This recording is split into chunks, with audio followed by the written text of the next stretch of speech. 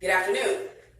My name is Reverend Patryse Brown, Master of Arts, Master of Divinity, Candidate Doctor of Ministry. I'm the founder of Grace Abounds Association of Pastors. This afternoon, I'm going to read from Jeremiah chapter 50, verse 24. I will also read 2 verses from Lamentations, chapter 3, verses 40 through 42. Throughout the history of the scriptures,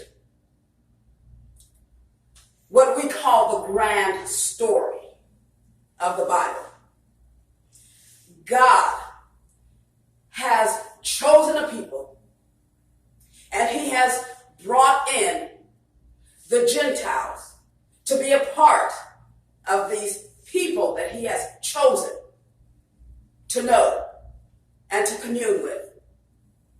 And he has stipulated that those who will commune with God must live according to God's laws, God's commandments, and worship God and God only.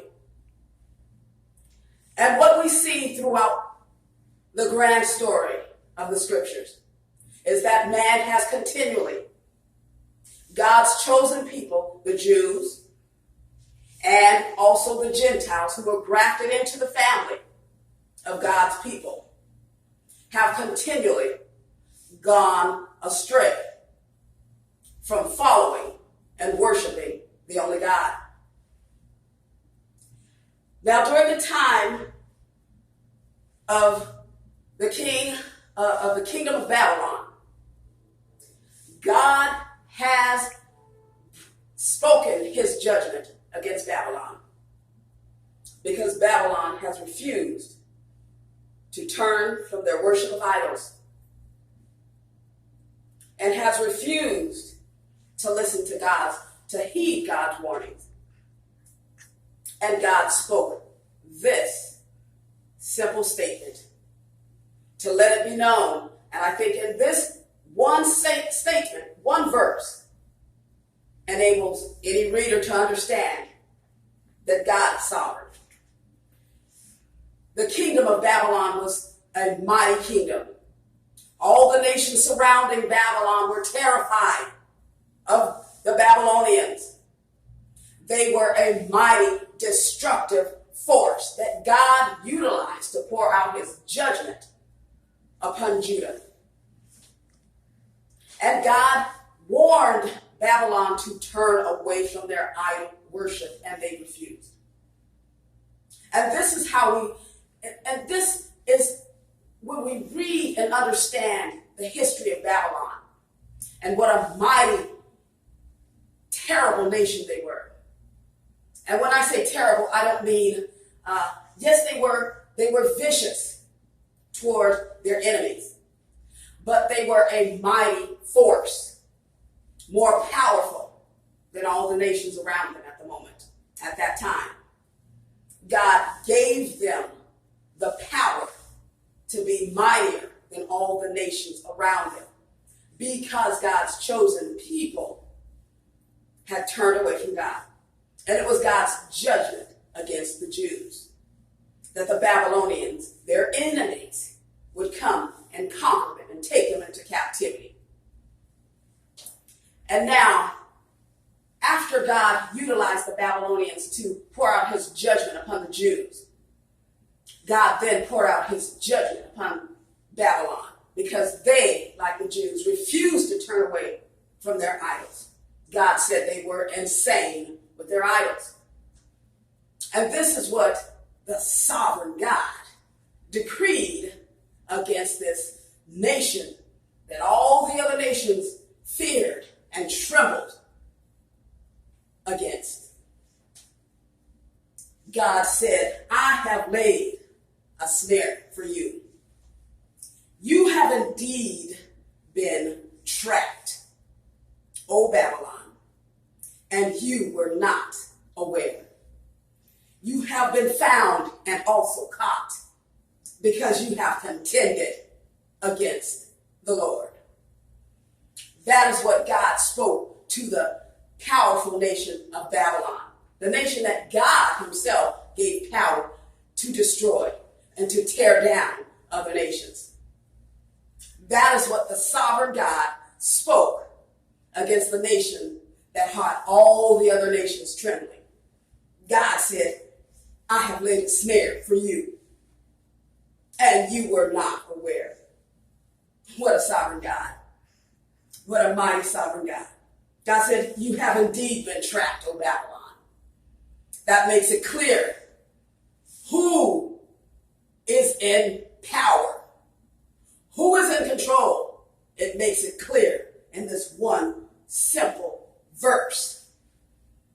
As powerful as Babylon seemed to all the other nations surrounding Babylon, the mighty God spoke and said that God had laid a snare for him. And anyone who studies the scriptures understands that God indeed carried out his proclamation against Babylon.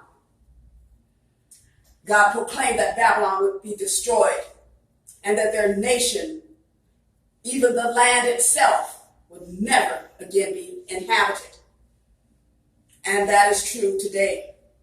The land that was inhabited by Babylon, what used to be Babylon, is just as the scripture states, marsh and waterlands. There is nothing that inhabits it. It is no longer even inhabited. That is what the mighty God spoke. That is what the sovereign God spoke and declared and proclaimed against a nation that refused to heed the warnings of God. And this same sovereign God warns individuals to repent. Now, Lamentations chapter 3, verses 40 through 42 states this: let us search out and examine our ways and turn back to God. Let us lift our hearts and hands to God in heaven. We have transgressed and rebelled. You have not pardoned. The mighty God says he will not pardon those who refuse to turn from their sins. God is sovereign. He will not pardon. He is just. He will not pardon sin that is unrepented of. He is the sovereign God, and he will not pardon. It is a reminder to us when we read about the sovereign God and how he interacts and carries out justice, righteousness. When we see this sovereign God, how he is able to tear down and destroy what other nations think might be the most powerful force and authority on the earth. The mighty God comes in and lays a snare for it. God has established a way for those whom he calls to come and commune with the sovereign God. We can be on the good side of God, or we can be God's enemies. God calls those whose hearts are loyal to God, his children, his friends.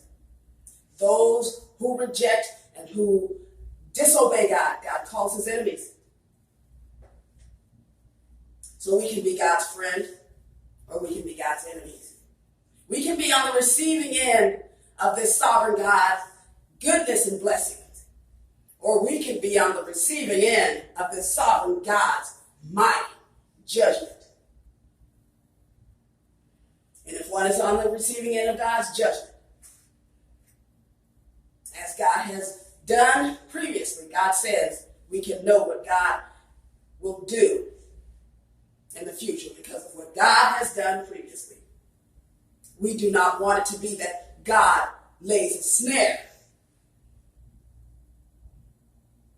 We do not want it to be that God lays a snare and we are unaware. No individual, it is a fearful thing, says the scripture, to fall into the hands of the sovereign God. So let us, as Lamentations chapter 3, verses 40 through 42 states, let us all search out and examine our ways and turn back to the Lord. The sovereign God has provided his son Christ, through whom we can, he has provided Christ as a pathway to knowing the sovereign God, to coming into communion with the sovereign God. And he has provided his mighty word so that we can know and understand who is this sovereign God. My name is Reverend Patryse Brown. I'm the founder of Grace Abounds Association of Pastors.